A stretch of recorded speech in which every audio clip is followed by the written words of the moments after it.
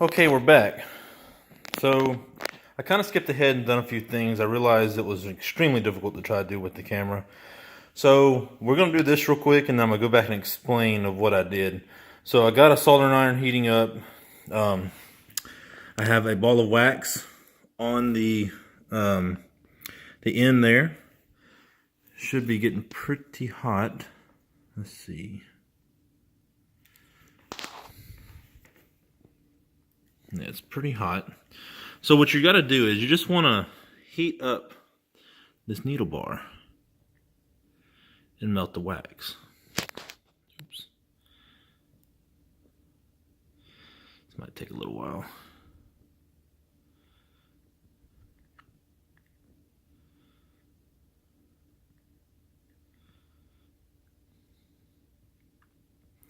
But you see how this is going to go. So if you want, I'm going to just do a short video real quick.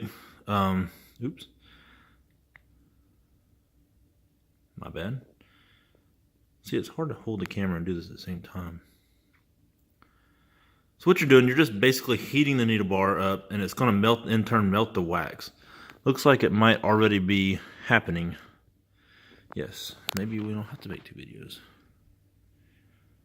Oh, there it goes.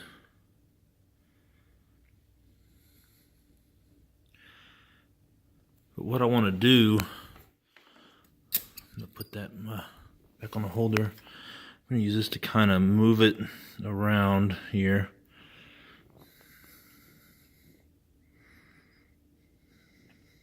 It's already heated, cooled off again. Let me put that back there so it can remelt.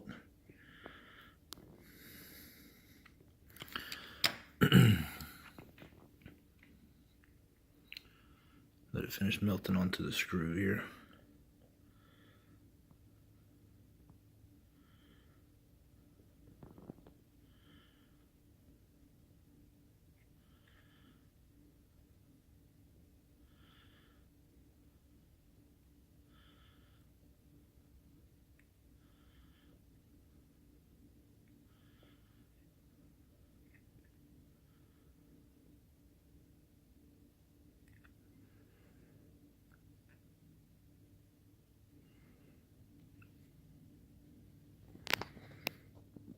Got a little thickness over there.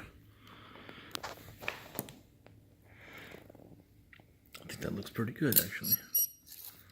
Get that rested in there. A little thick on that side, but I think it looks pretty good. Could probably go a little longer. I think I will. I'm gonna go a little bit longer. Might try to hold it this way, the way some of the wax goes. It's more even. So let me see if I can somehow post this camera up. Can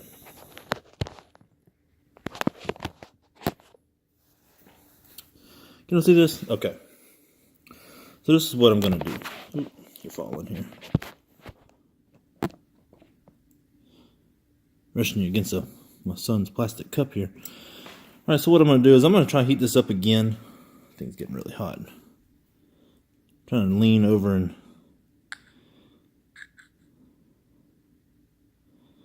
I'm going to try to let the gravity up. Well,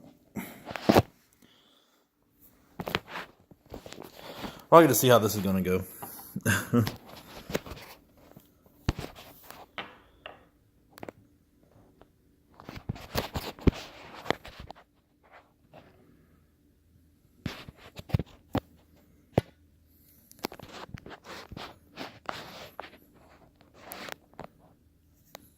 There we go. Now we can really see what's going on. So I guess that worked out.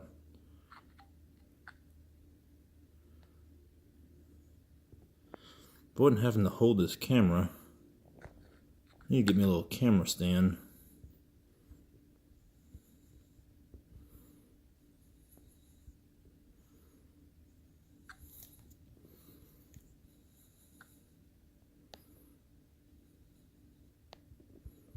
See, it's melting already. I think that looks good to me. That looks really good. So now what we're going to do, we're going to repeat that process on the back side. So we got it here. So what we want to do, we want to do it here as well, on the inside there. And I took a little polishing. See if I get this thing to focus. Took this little polishing to it. I mean, the gold plating's mostly gone. So this is what I did, and I'll just finish up after the video's over.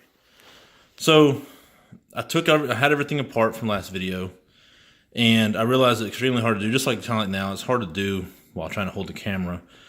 So what you do is you take, this is all that's left, this is all I have left, but I'm trying to give you an example of what you do here. So the reproducer flipped upside down. So what you do is you take this and you just lay it in there all around to where it meets. So you want the part that comes together down here behind the meter bar. It kind of hides it. So you go all the way around, you cut it to length, you get it in there. Some people use super glue or some kind of glue to hold it in there. I didn't have no reason to. And then I put the diaphragm.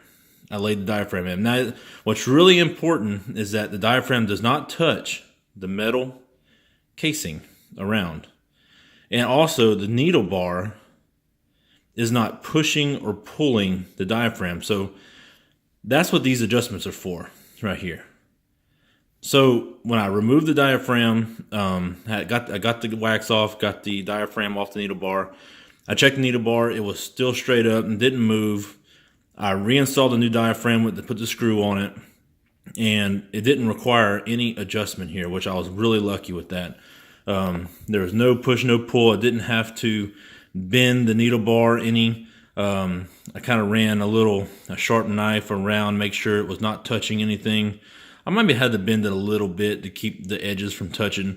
But besides that, everything's good. The spring was really, they go back and forth really well.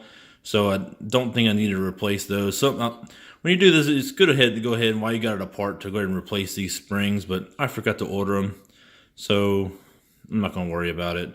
It looks like it's operating very well. And I didn't want to do anything else. I would kind of keep it original. So I just polished it up, got it looking good. You can read the words on it now.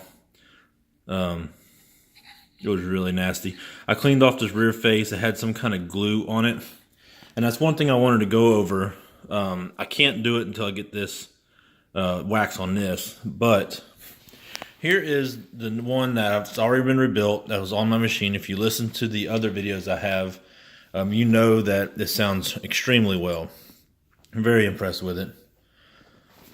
So it's pretty smooth. It's got a little gunk, I guess. So I'm going to need to clean that off before I reinstall this new one. So here is the one off that one. It doesn't look bad. It's still pliable. It's still good shape. But I got the new one, and this is the one that's going to be on my machine because it's just in better shape. Sorry. So I'm going to install this new one on here. Now the isolator, that's what keeps your records from getting worn out. It keeps the needle from pressing too hard, absorbs the vibration, etc., etc. So what you do when you're putting those back together is you want to take a little bit of Vaseline. This is just petroleum jelly. Take a little bit on your finger. I'm going to clean this off first before I do it. But you just take a little bit on your finger. You just apply some here and a little bit here to the inside. And you put the isolator back on. And you want the isolator, there's a little nipple in there. That's what locks onto your tone arm. You want it to 1 o'clock position. But anyway, so that's what keeps it from being airtight. It keeps it airtight, so you don't have anything escaping in between these two surfaces. So that's why I'm gonna go ahead and get most of whatever the hell this is off.